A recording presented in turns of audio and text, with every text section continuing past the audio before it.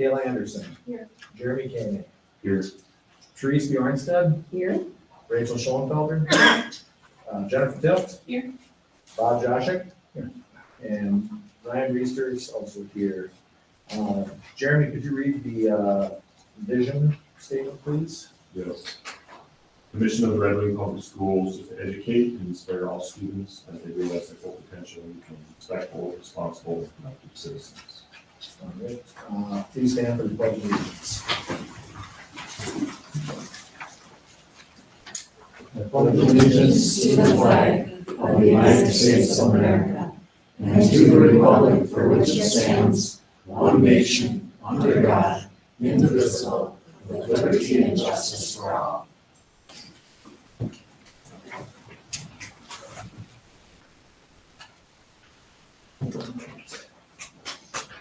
Do I have a motion to approve the meeting agenda? So moved. Second. Moved by Ms. Schoenfelder, seconded by Mr. Koenig. Any discussion on the agenda? You have to add any, you have to add new sliders? No, we're gonna wait until July and then they'll sign that. With no more discussion, all those in favor of approving the agenda, please say aye. Aye. All opposed? Motion carried. Right. We'll start off with the educational plan. That's, again, one kind of word. Jeremy, anything? No, that's vision and disclosure. This is under communications. Okay, Educate. so, That education plan is usually. Oh, I'm sorry. Yeah. Oh, okay. All right. We're gonna move on to public comment then, and we have just one tonight. Ms. Marnos? Yeah.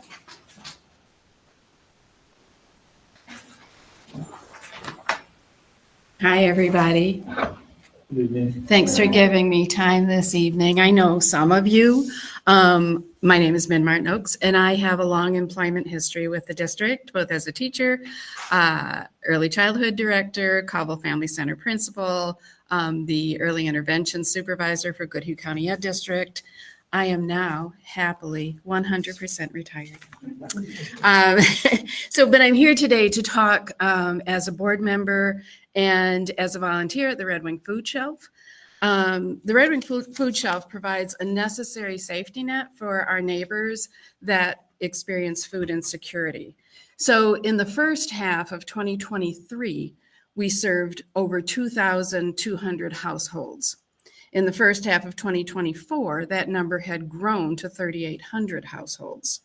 In the first half of 2025, we've now served over 4,000 households. Now, those are duplicated numbers because people can come more than once. But during this time, the overall poundage of foods that we gave out was reduced simply because we don't have the availability of foods that we used to have. 9% of Minnesota households are food insecure, and so that means that they qualify for SNAP, which is Supplemental Nutrition Assistance Program, formerly known as food stamps. 84% of SNAP households receiving SNAP have at least one working adult. 45% have children in the household. The average monthly benefit is $109 per month per person.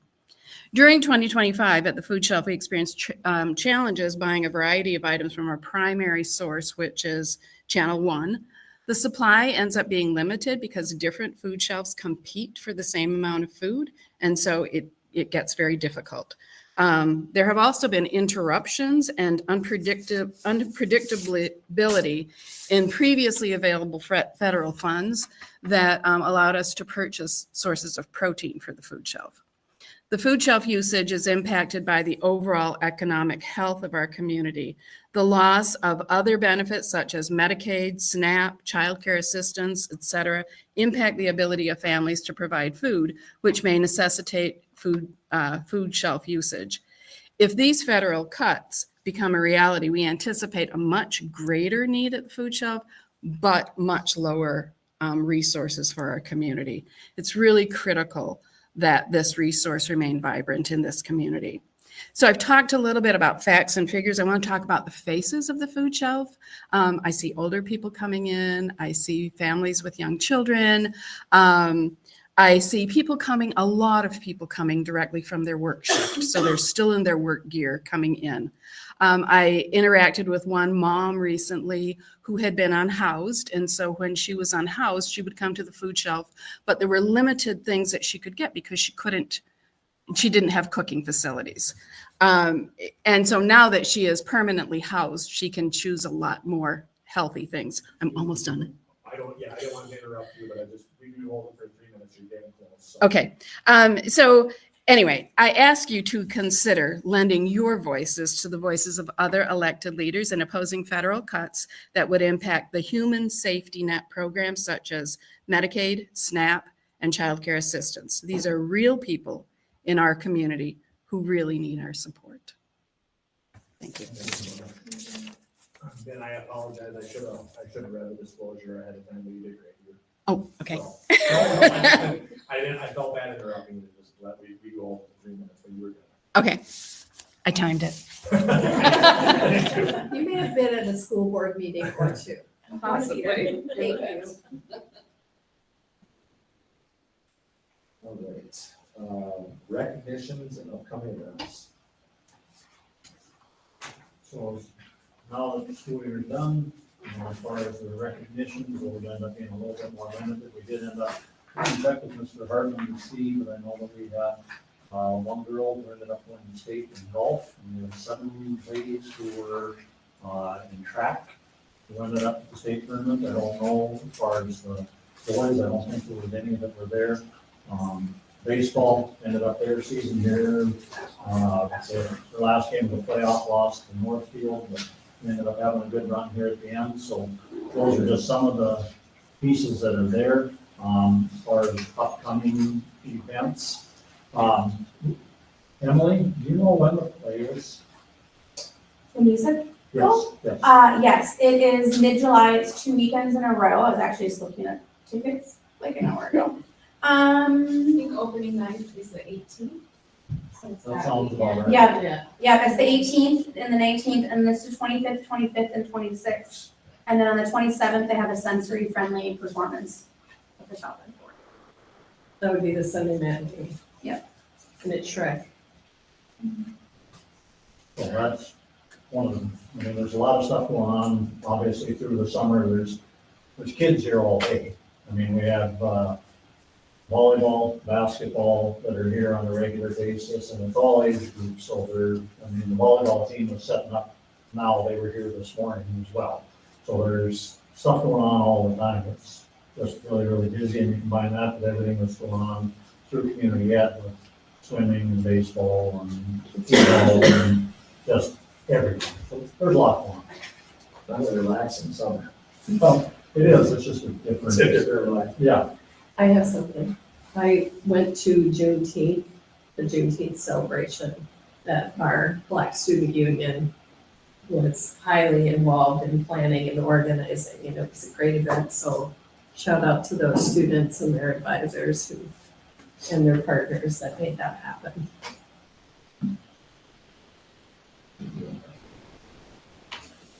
All right. I got something. Yes, go ahead. Thank you. I want to publicly thank some people that helped us on the mascot issue with the state legislature. I met with Johnny Johnson and Representative Altendorf prior to this session ending, and they were all in agreement. We were all in agreement about the mascot staying as it is. And with their help, and also the tribal council's help of Michael Childs Jr., Valentina, I'm going to butcher her last name, Many, Grant Johnson, Constance Campbell, and Ron Johnson, all of them, along with Blake Johnson, the lobbyist, all played a vital role in our behalf of helping us to get legislation passed so we did not have to change the mascot and keep it as it is, because they were in total agreement. And with their work, those people I just named, their work, and Mr. Joshik and others, I probably don't know everyone, but we were able to get the legislation the way it should have been in the first place. And I want to just publicly thank the tribal council, Johnny Johnson, Blake Johnson, and Representative Aldenberg for their work on this. Thank you. With that, I just want to ask a question, is that, I know nothing's in government, it's never for sure, but is it for the foreseeable future, is it kind of put to rest? It should be. Okay, Yep, I mean, we've got some things that we need to complete with the APEC and with the tribal council, but given the support that's been exhibited here, I don't envision that being any issue, so we can just wrap it up. great. A few things you got to button up, like you said. Yeah. But, All right. they were big help, so thank you. All right. Fantastic. Anything else? All right, administrative reports. So summertime's here, and like we just said, summertime is not really downtime. Custodians throughout the system are busy, shining things up, getting things ready. Twin Bluff is the home of summer school, Kids Junction, extended school year. There's a lot of things that are going on there. A lot of moving pieces when you've got people kind of all over. So for the most part, one notable thing here from the American Indian Ed Program Director is we received an additional $80,000 for the Native Language Revitalization Grant. So Emily, what's the total for that now? It was About $580,000. about $580,000 for that grant. So, that is gonna be well used. Right now, maybe take just a minute while we're in this. Kevin Newman is the gentleman with the suit coat on who is here. He is replacing Alan Gaylor. This is his first day today. We brought him in the building, tossed him his keys and said, see ya. But, we look forward to being able to work with Kevin. There's obviously a lot to learn as you come into the system, but we look forward to that. So Kevin, do you have anything else? Why don't you ask him to come up here and get in front of the camera so people out in the public can put a name with the face? And tell us all about yourself. 1,000 words in 3 minutes. Yes. Well, it's a pleasure to be here at Red Wing Schools and very excited. Last almost 11 years at Hopkins Schools and Director of Buildings and Grounds there. And then previous to that, Martin Luther College, Superintendent of Custodial Services, Grounds, and Safety Director for the college. So originally from Indiana, married a wife from Winthrop, Minnesota, and decided to stay in the wonderful state of Minnesota. Actually, probably now I've been in Minnesota longer than I've been anywhere in my life. So, but with that, wonderful facilities here. I knew Kevin Johnson through Masmus, and I knew coming in, and Alan also, that this is a district that's been well maintained over the years, beautiful facilities and a wonderful community. So I look forward to serving each of you and the school district. And my wife and I are looking forward to moving from the Prairie, which we've been for years, Sioux Falls, New Ulm, and Fairfax, and Winthrop, to Red Wing here in the near future. Good to have you. Welcome. All right, thank you.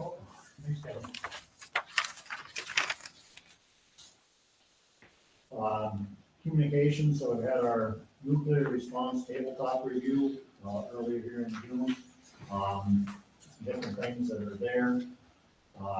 Again, community ed, there's a lot going on. Behind the Wheel is now going on, Kids Junction, and everything else is really been in full swing. So we do have some positions that we're still working on. Kelsey and the remaining of the staff are working on some teaching positions as well as some para positions, et cetera. And the Kavira Health Biometric Clinic, so when we switched from the care clinic that we had here, now with Kavira, so we ended up, they came in, they did the biometric testing on about 80 people, something like that, I think. So that worked out really pretty well. So that seemed like that was pretty good. Summertime, student nutrition services, so they do provide meals in the summer for kids who need them, so those are at the various sites. So then, other than that, like I said, there's a lot going on all the time. All right, next up, committee updates. Well, today, we kind of had our, kind of a mini finance committee meeting. We had, so Kayla and Reese, myself and Lisa Ryder met to kind of go over a few things prior to the meeting today. Talked a little bit about some of the way if or how to include additional people beyond the standing members as far as people from the community perhaps. The recommendation that came from the group was that we work to develop a pool of individuals that we can then choose from random. So that way we're not selecting people from the community per se. So I don't know the best way to develop that pool. I gotta think about that a little bit, but Teresa or Kayla, do you have anything to add to that? No, I think we just want to make sure that anybody who is interested in being on the finance committee has an opportunity to throw their hat in the ring.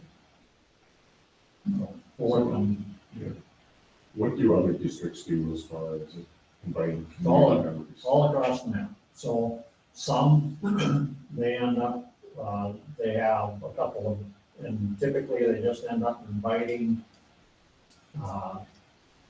who they want, so it's kind of varies. So some don't have any additional members from the community. Some, again, they're working on something from, buildings and grounds, they may invite somebody to be part of that who's in the construction industry. So it varies tremendously. And are we limiting this to the finance committee, or are we talking about all the other committees too? As far as proposing this to the general public? Up to you guys. So for now, the focus was on the finance committee, because that was my understanding. Yep.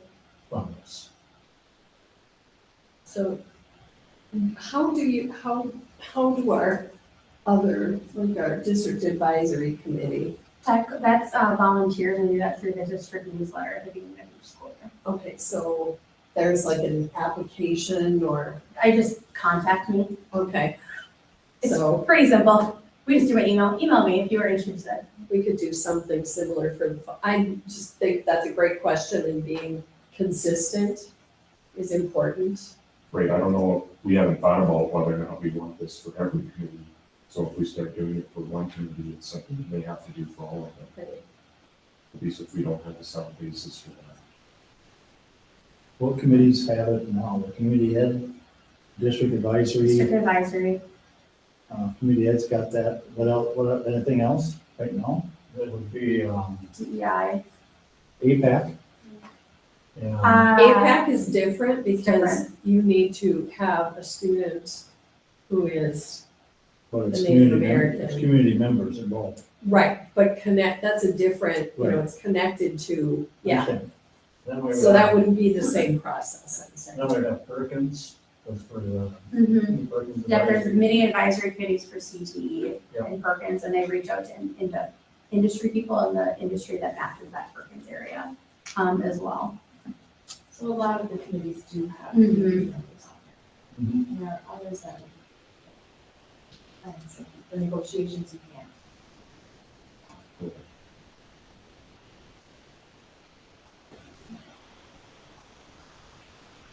Just to add to people that were on the committee, we're also it would be 2 board members, Bob Joshik, our superintendent, Emily Seafeld, director of teaching and learning, and then our building principals.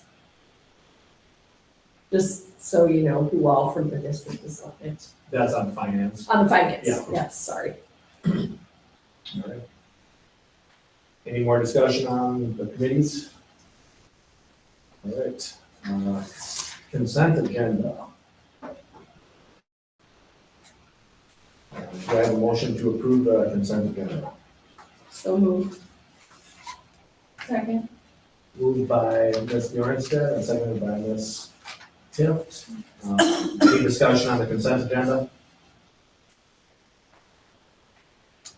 All right. All those in favor of approving the consent agenda, please say aye. Aye. Any opposed? Motion carries. Donations and grants. Okay, so we had a number of donations this time. Anonymous donor, $250 to the Red Wing High School Band Boosters. Matt and Kristen Podesta, $60 to the Red Wing High School Track. Red Wing USS Swim Club, $8,600 to the Red Wing High School Swim Team. Marion Legion Post 54, $250 to the Red Wing High School Food Shelf. CAF, which is Charities Aid Foundation of America, $120 to Burnside Elementary, and Don Featherstone, $2,000 to Twin Bluff Middle School. So thank you to everybody for those very generous donations. Make a motion, pass the resolution as presented. Second. All right. Motion by Mr. Bryant, seconded by Ms. Schoenfelder. Roll call. Yep. Mr. Bryant. Aye. Ms. Anderson. Aye. Mr. Koenig. All right, Ms. Marissa. Aye. Ms. Schoenfelder. Aye. Ms. Tiff. Aye. And I will also vote aye. Motion carries. The resolution carries. Sorry. All right. Superintendent comments. So the only thing I'd like to add at this point is we did have a viewing of the building the other day at Jefferson. So the bids, if any and all bids for that are due on July 24th at 4 p.m. in the district office, and they will be open on Monday the 28th at the regular school year. Anybody, they don't name them, did anybody come in for the viewing? There are two entities and a couple of individuals that I believe are more Case of the nose, nostalgic. the state case of the noses? It was too early. I was not one of them. It was too early for me. And know what it looked like? Case of the nose. All right. Business items. So the first one is the GCED Long-Term Facility Maintenance Plan. And if you would please turn to that, and this is very tiny because it's just the way that form is done, so there's there's 2 pages there. And one of them ends up being the expenditures, the other one ends up being kind of on the revenues. Now, GCED is different than the regular school districts because they don't have the authority to levy. Okay, so in order for them to be able to collect funds to fix their facilities, they have got to be able to receive levy from the member districts. So what they do collectively, and I was part of the superintendent advisory committee that reviewed some of this. So there's an amount that they end up looking to generate. In this case, it's $100,000 a year.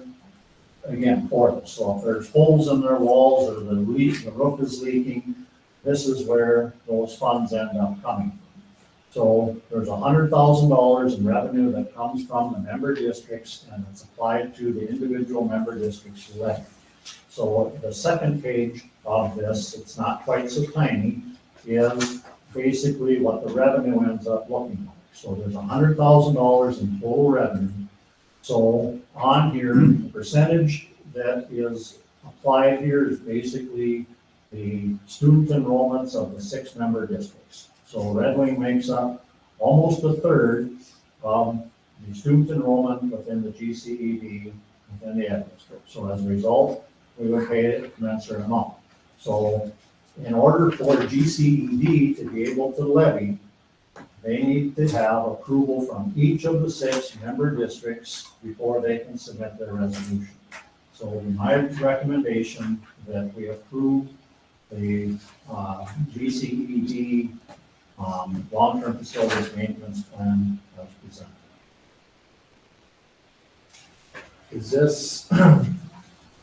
Is this included in our budget? You have, This is not in our budget, okay. this is included in our levy. So this $32,000 is included in the amount that's levied for the taxpayers as well.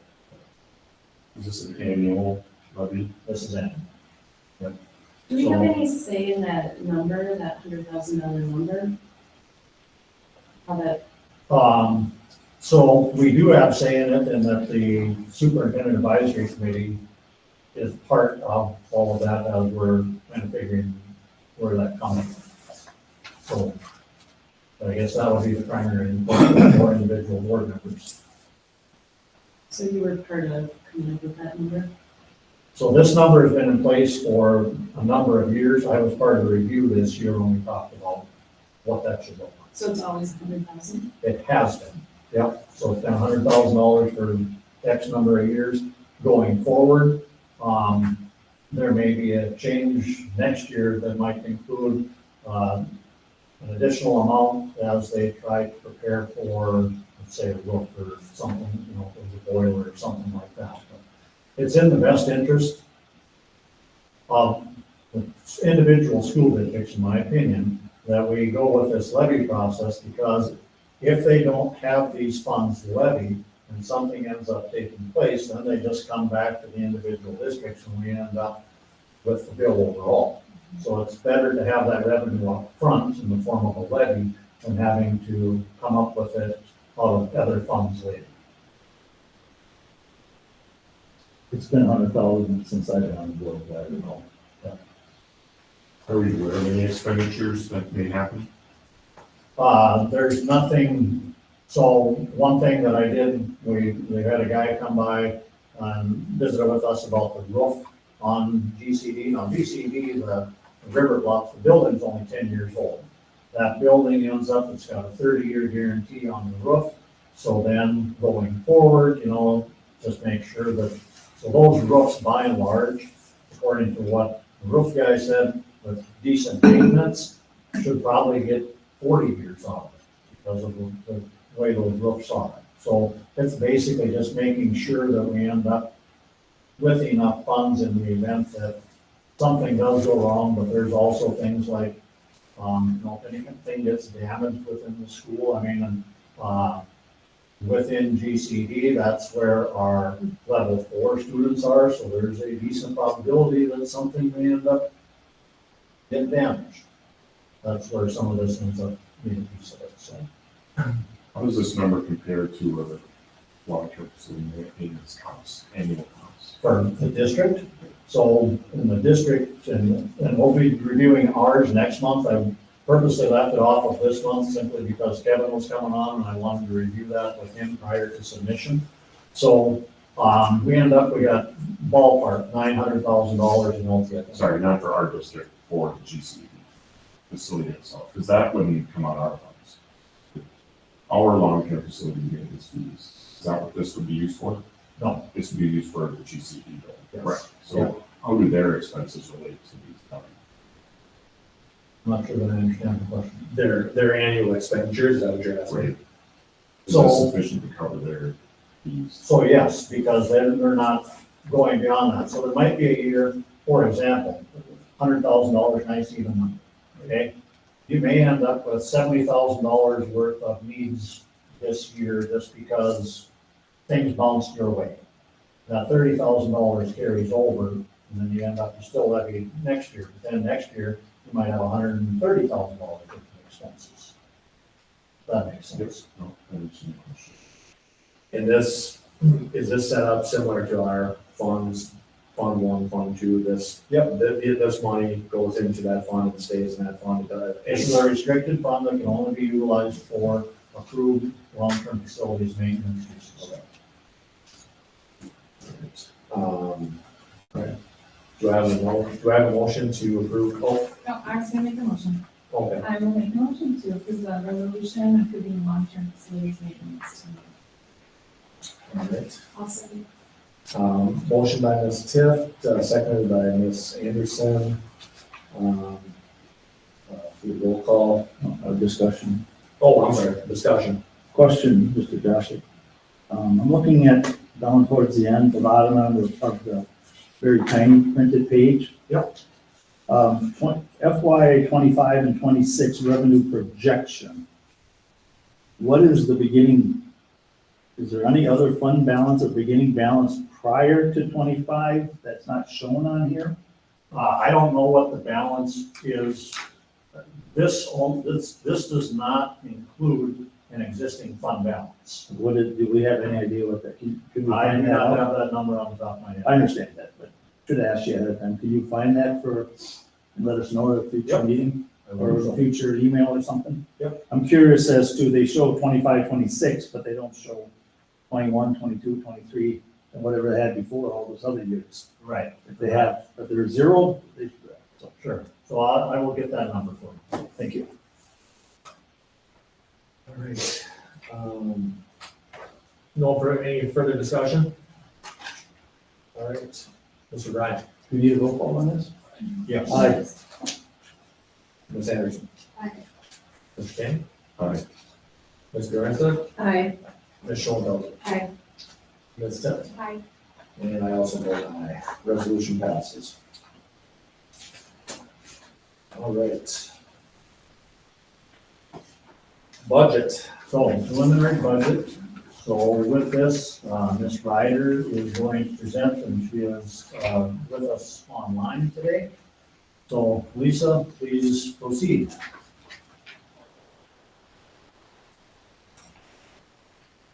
Okay, can you hear me? Yes. Okay, perfect. All right, so before you is the presentation for the preliminary budget for 25-26 to be adopted by the board. It is, if you go to the next slide, Lisa, it's broken down by summary form for each of the different funds that we keep track of within the school district. We had a lot of conversation around budget and budget adjustments this past spring. And during that time, we really focused on that first line, which is the general fund. So as you take a look at the general fund, we have projected revenue for preliminary budget of $39,681,396. And our expenditures projected is $40,150,361. That means that there's a spend down of prior balance of $468,965. When we spoke about the budget adjustments last we met, the conversation was to restore a couple of positions and make sure that we were within something less than $1 million of reductions of the fund balance. And so what you're seeing here is a reduction to the fund balance projected at $468,965, which is less than half of the amount that was identified as our cap. The next line is the food services. And so we keep track of all revenues that are brought in for food service by itself, separate from every other fund. And same ways, we also keep track of the expenditures that way too. So the food service has its own fund. We keep track of all that there. They are looking at spending down $105,475, and that's necessary because there is a cap that the state is placing on our fund balance that we can carry in Fund 2. We're fine now, but we want to make sure that we are purchasing the equipment that we want to anticipate needing in the future so that we have that on hand when we need it. Community education is the next line. So there's a portion of our levy that when we meet with you on the levy, you hear there's general fund, there's community ed, and then there's debt service. That portion that is community education, that is set aside also in Fund 4 all by itself, community ed fund. And the expenditures that are incurred by the personnel and the programming that is done by community education is all run through that fund alone. The only exception to that is that they manage the rentals for the district as a whole. So all of the rental fees go into the general fund. But the programming they do stays in Fund 4. So they are projecting to have $2,691,109 in revenues and $2,884,939 in expenditures, a spend down of about just under $200,000. This is not uncommon, as what they typically do in community education is they are very conservative up front about their expenditures, and as they program throughout the year, then the expenditures, they try and make sure they're staying within budget, but the revenues, they're always looking to generate more revenues by maybe adding programs or just the advertising of what they're doing for programming and having higher enrollment. Debt service is the next line. Debt service is pretty much the only money we get for debt service is the money that we have levied, and that we are allowed to levy 5% more than what the principal and interest payments are scheduled to be. So you're seeing here a little bit of an ad of $38,876, which reflects that 5% as well as any interest that we might be earning. They have a formula within the levy process that makes sure that we don't accumulate too much in that fund. And then every year they adjust for that. The next line says custodial funds. What this is referring to is a financial term of custodial. There are funds that we collect that are not ours to spend, and those are what we are holding in custody for the other groups. So under these funds are scholarship funds for our kids. So when we have a scholarship program and a donor gives us a certain number of dollars, it goes into the scholarship account in the custodial funds.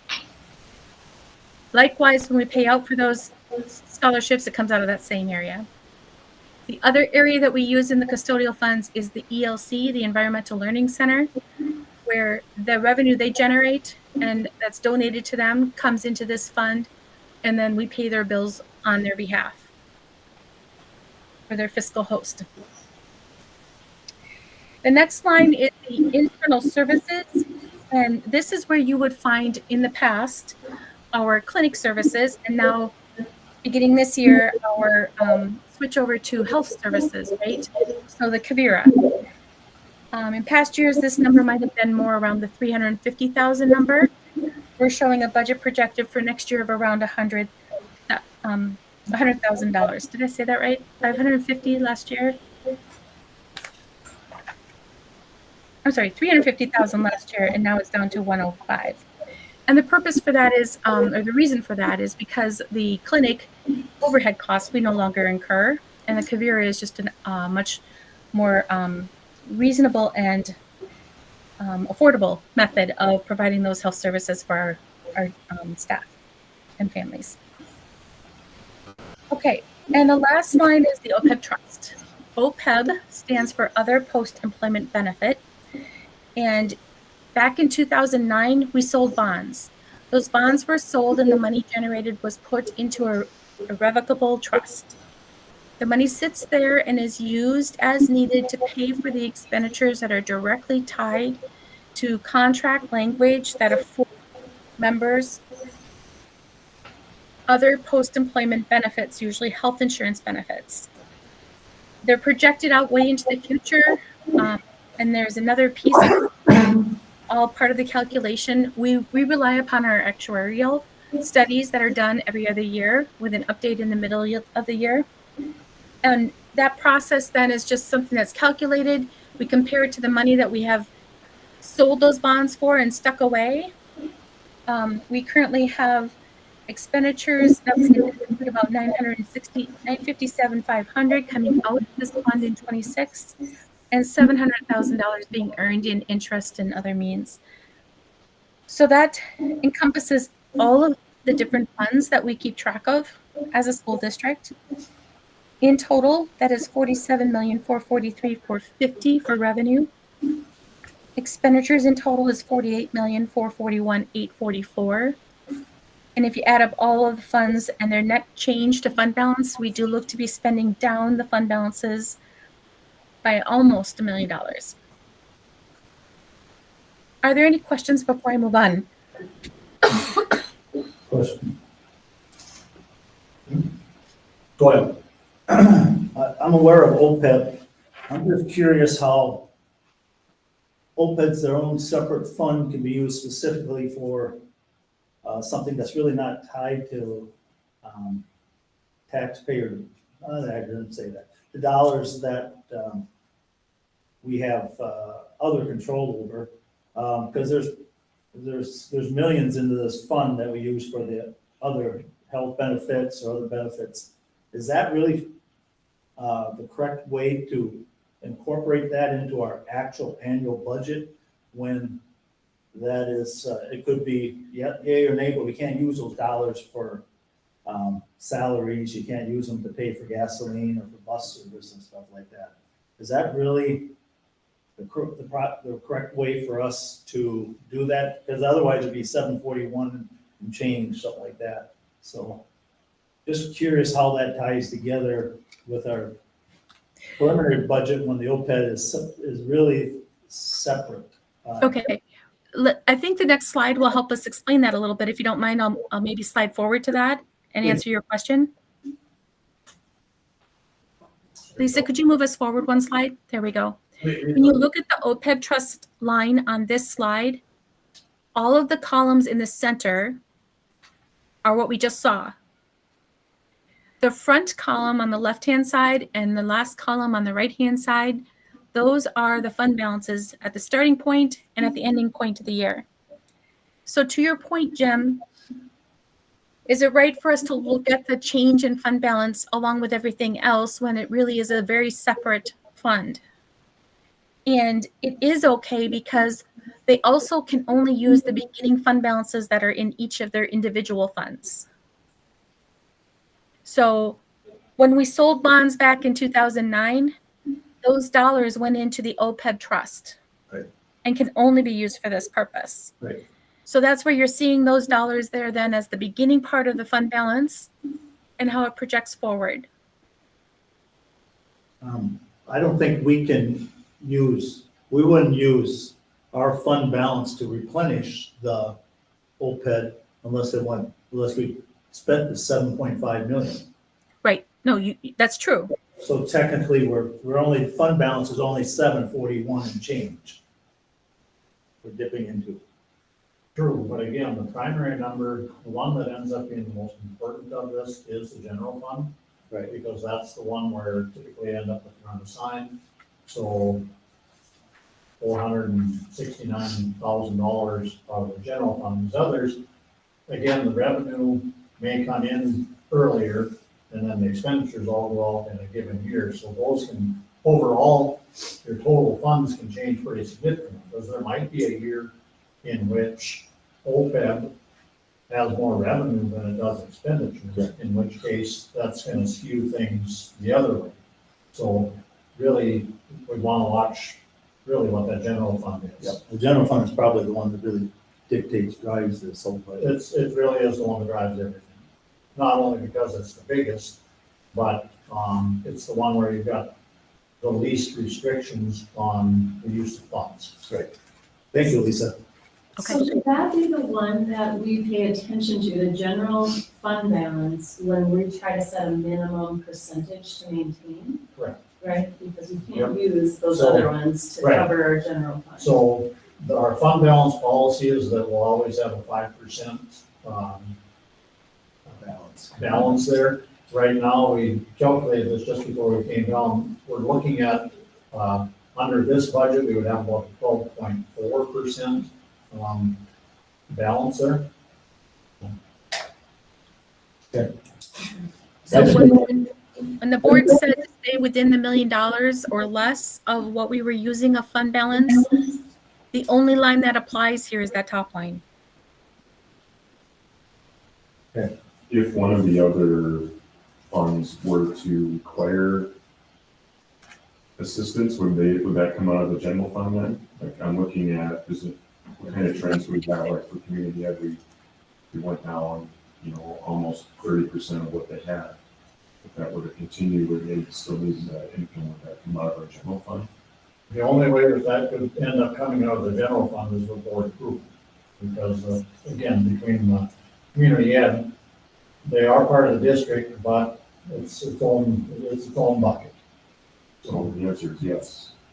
Well, what about food services? That would come out of general, wouldn't it? If we ended up, the food services, Have to. right, because I mean, you gotta cover it, Right. so again, that's why, so each one of these has its individual fund as far as revenue and expenditures and overall balance. Are we ensuring that actions are in place to ensure this doesn't happen again? These kind of deficits in these other programs?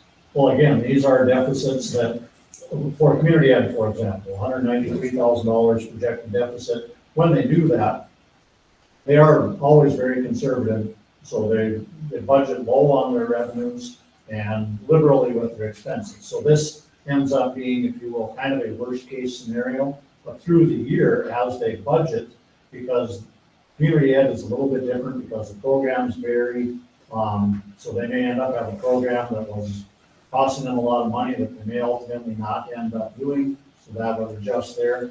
So, overall, they're probably going to end up with a deficit in community ed, but I would anticipate that it would not be 190.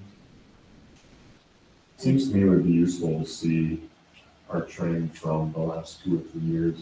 This is what we projected as a loss, and then how it actually turned out for those given years. Because I understand what you're saying, you're just being conservative at this point, but as long as we're recovering at the end of the year, and we really haven't had to deal with those type of losses, and it's easy to stomach than just accepting that kind of a number. Okay, so Does that make sense? yeah, that'll take a little bit of homework, nothing too severe, but all the information I can bring to the workshop.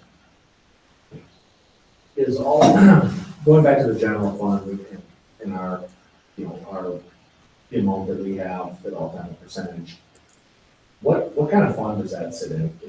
I'm just asking for, are we accruing interest on this money, or is there rules against that? No, there's some, it's just that there are, rules for investments to school districts are far more conservative than the general public. So Lisa, do you wanna weigh in on that at all? So I didn't hear the full question. Was it about OPEB versus general investments? No, the question was, how our funds are invested. So, what kind of investment vehicles can we utilize in order to make some sort of money off of the fund balance that we do have?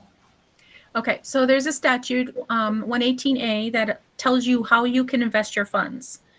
I'm not sure if you've heard it before, but there's this group of, it's a pooled account, or they call it MISLOF. And then there's also one that's called PFM. They are a lot of where the school districts will choose to do those investments. Largely it's CDs. There are some term investments that we can make as well.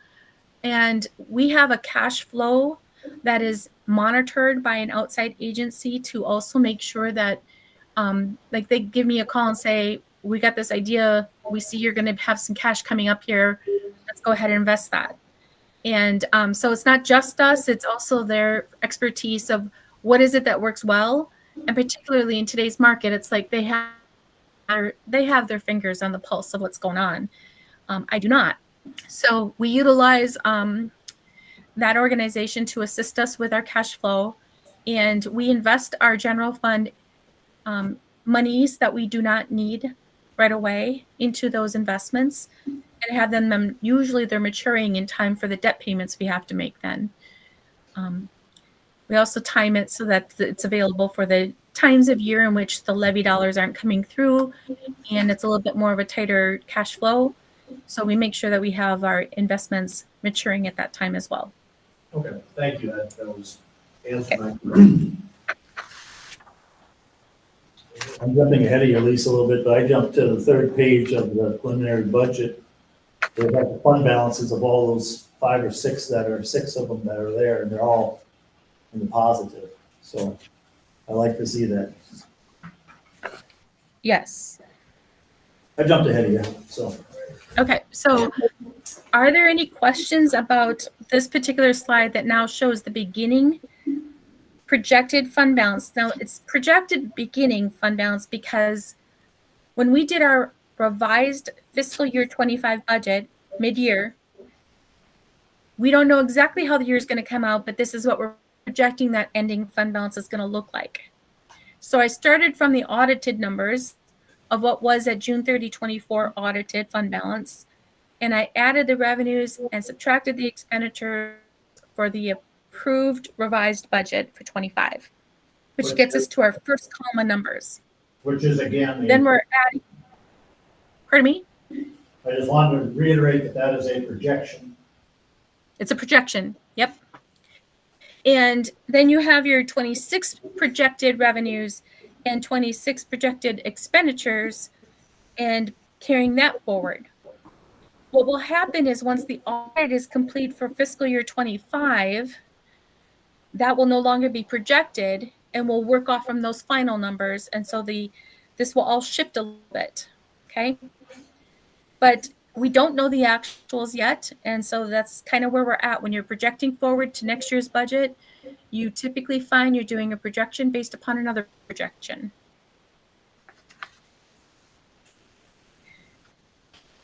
Any questions or concerns about this?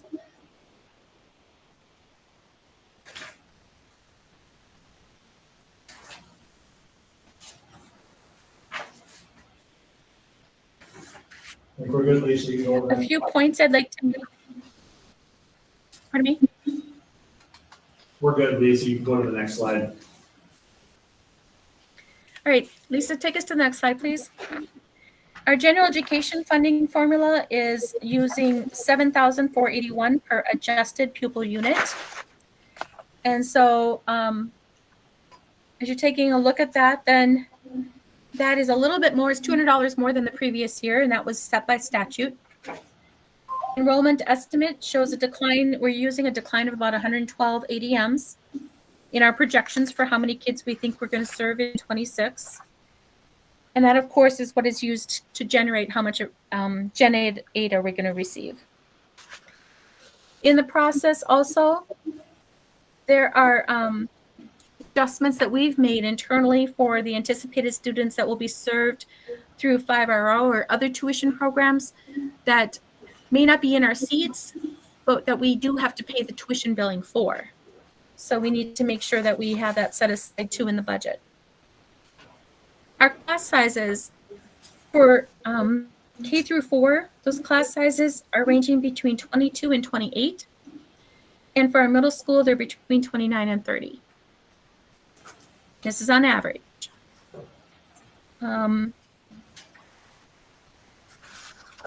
Other highlights I would point out, there is a narrative that is included in the board packet, which runs through the assumptions that I use when trying to make the budget for the various different categorical areas. And so there's more detail there than what you probably want to hear tonight, but certainly available for any questions to be answered if there's something there that you're curious about or wanting to know a little bit more. The narrative is intended to just be a helpful tool so you can understand those assumptions that were made. And Lisa, that takes us to the next slide. This is a preliminary general fund expenditure budget. Revenue, sorry. So on the revenues, it's taking the general fund, just the general fund, okay? And it's saying, what makes up that revenue? So you can see from the slide here that the levy is making up 21% of our total revenue for the general fund. But 73% is made up by state aid. And that leaves a small 4% for local funds as well as 2% for federal funds. Those percentages have shifted back a little bit. This is more traditional. During COVID years, our federal funds were a little bit bigger piece of the pie, but we're kind of back down to where we were previously. On the next slide, this is the expenditure then. Again, only the general fund. And taking a look at the general fund all by itself, you can see the various categories. Typically, you hear me talk about salaries and benefits and it being 80 to 85% of your budget. In our district, we have a lot of those expenditures that are salaries and benefit also provided via GCED, Goodhue County Education District. So they actually end up in the purchase services part of the pie rather than the salaries and benefits because they're not our direct employees. So that looks a little bit different for us because of that involvement with GCED and how that works. When you look at that pie that is 30% and it's purchase services, I want to remind you of what's in there. So like our teachers on call subs are going to be in there. Our transportation costs are going to be in there.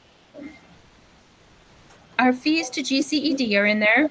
And then there's all of the operational utilities and repairs and maintenance and such that goes in there as well. So you end up with about $12 million that is in purchase services. And I've got that breakdown if you should need it. But those are the types of things that you're going to find in the purchase services. It just means that we're not writing a check out to them as an employee, but rather we're paying the bill. You do see supplies and materials then that are there at 4%. And capital expenditures are at 1%, and our fiscal expenditures don't even show up as 1%. They're smaller than that. Any questions on that?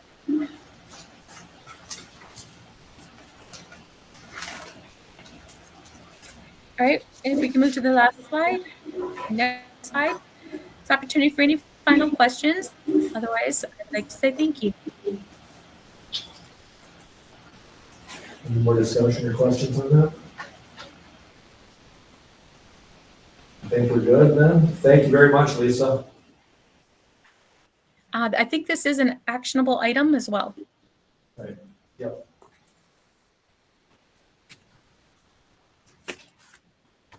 Make a motion to approve the 26 preliminary budget. I'll second. Motion by Mr. Bryant, second by Ms. Tift. All right. Before we vote, is there any further discussion on the preliminary budget? All right, Mr. Bryant? Aye. Ms. Anderson? Aye. Mr. Kenny? All right. Trees? Aye. Rachel? Aye. Jen? Aye. And I will also vote aye. Resolution passes.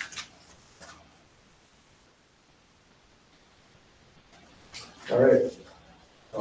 Approve EDI-AM resolution. So within MDE, Minnesota Department of Education, there are certain areas that are secure reports. And in order to be able to access those secure reports, there has to be an individual who is granted that authority to be able to grant access to other individuals within the school system. Typically, that is the superintendent. This is an annual motion, so it's got to be redone every year. If not, then all of a sudden, we don't have access to any of those reports within MDE. So it's my recommendation to approve the resolution identifying official authority for the district as Bob Josh for the Center School.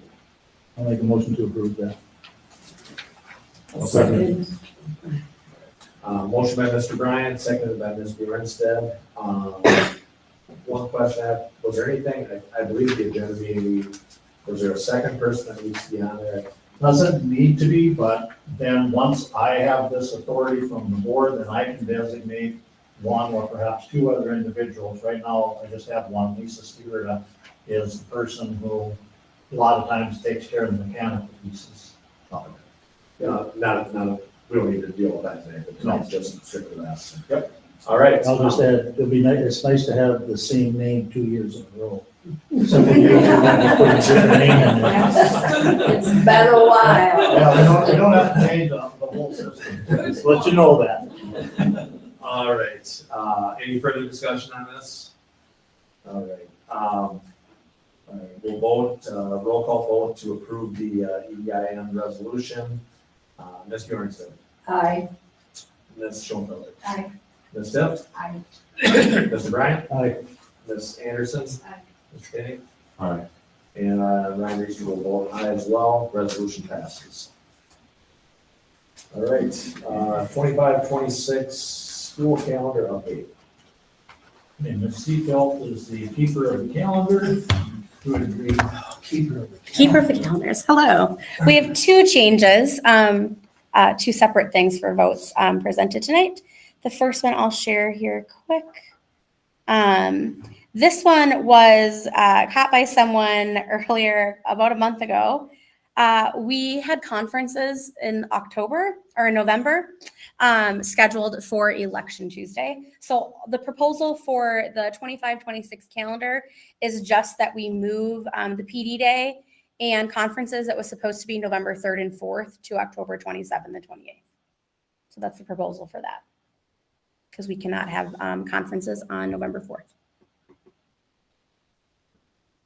I will make a motion to approve the amendment for the 25-26. I will second that. Is it Okay. the 25, 25-26 right now. Okay. Yeah, they're two separate ones. And then we'll talk 26-27.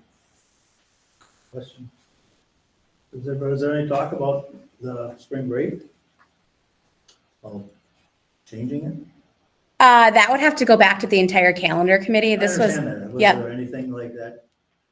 when this at the calendar committee. No. The next one was? For when we get to 26-27, Yeah. that has to do with the start of the school year. What's that? That the next one is about the start of the school year. So no, though both the 25-26 and 26-27 have gone to the calendar committee. All right. There was a motion by Ms. Tiff, seconded by Mr. Easter to approve the 25-26 school calendar update as presented by Ms. Seafeldt. Any further discussion on this? I'll just add, the calendar committee does nice work, but they're just a recommending body. Yes. Recommended committee to this board. The Mhm. board makes the final decision. Yep. So, Jim, what's your recommendation, question with spring break? my question is, not everybody, why back, I don't know, 12 years ago, we didn't have spring break. Now we do, and now does everybody use benefits spring break or not? I don't know. We just always do it, and some have spring break, and others probably don't do anything other than just whatever, don't go to school. Maybe miss meals and all that, so. Your question is whether or not we should explore continuing. Find out the validity of having spring break at our school, because some schools have it, some schools don't have it. Mhm. Some schools have it every other year, or every so often. So just a discussion down the road. Yep, and that would be, so the next calendar this year is 27-28, because my only thing I'll say right now, because these two have gone through and been approved, there is a school trip planned this March and March of 27 already. But then the next calendar, where it's not just amendments like we're making right now, that'll come as the 27-28 calendar. But there's a high school trip this March and a high school trip March of 27.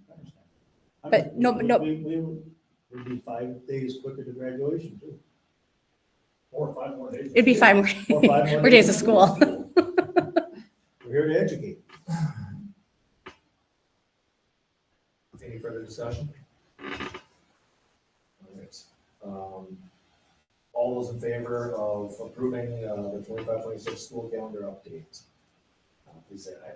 Aye. All opposed? Motion carries. All right, next up, 26-27 school calendar update. So when legislation just went through, they gave all districts in Minnesota permission to start before Labor Day during the 26-27 and the 27-28 school year because of how late Labor Day is. So the proposal on this is that the first day of school would be moved from September 8th to September 1st, adding 3 more school days during the year. So students and staff would have school would be Tuesday, Wednesday, and Thursday before Labor Day weekend.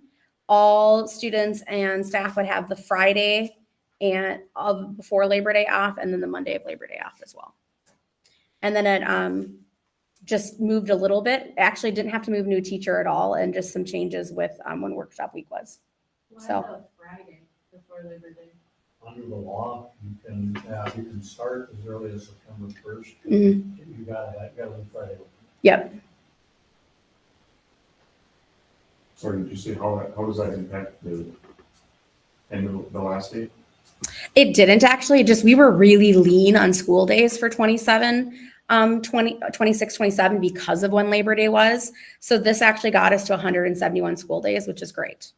So we didn't, the only change is starting sooner because we were very lean on school days. Is it the last day, June 2nd then? This is a late start. Yep. Amen. Last day of school is June 3rd. Graduation will be June 4th. You have to have a minimum of 165 school days, but that is the very minimum, and you want more than that. And you also need a cushion in order to be able to have traditional snow days if we would like to as well. We used to be 171, 173 was our typical, but 171, if this goes through, will be our first time we've been in above like 168 in 3 years. So.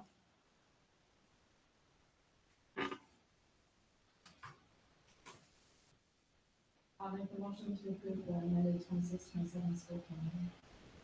I will second. All right, motion by Ms. Tiff, second by Ms. Bjornstad. Any discussion on this? All right, all those in favor of approving the motion to approve the school calendar update for the 26-27 school year, please say aye. Aye. All opposed? Motion carries. All right, thank you, Emily. You're welcome. All right. Upcoming meetings and future topics. Our next meeting is the retreat, so July 13th or 14th, the 14th. Get a little break for the holiday and back at it. So, any future topics? Let's talk about the spring break sometime down the road. Why are we gonna? That'd be a good retreat topic. I think. Could be. Our retreat is full. Yeah, that's what I was thinking.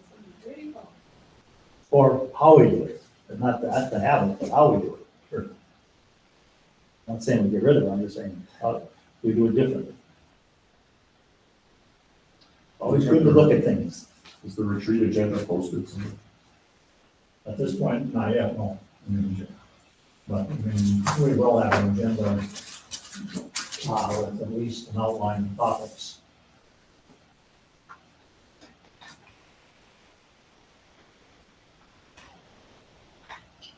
Any other future topics? All right. So I think with that, do I have a motion to adjourn? Second. I was gonna ask, so when do we do the superintendent review? Do we have to get that on our agenda? Well, we talked about that earlier, but we're gonna end up in, Jennifer sent out the last one. Yeah, I thought we were gonna talk about that at the retreat. Yeah, We can talk that's it on. Yeah. On the topics we're talking. It should have been done. Needs to be done. It probably should be scheduled though at an actual meeting, too, like the actual closed session or. coming up. Yeah. We only have July and August. Right? Before school starts. we done whatever, but Yeah. And I won't be at the July meeting, so. I don't know if everyone else will be there, just to make sure But which one? For the meeting or the workshop? the board. Okay. Do we have a tentative list for that meeting, agenda, for the workshop? yeah, we discussed it in the agenda meeting.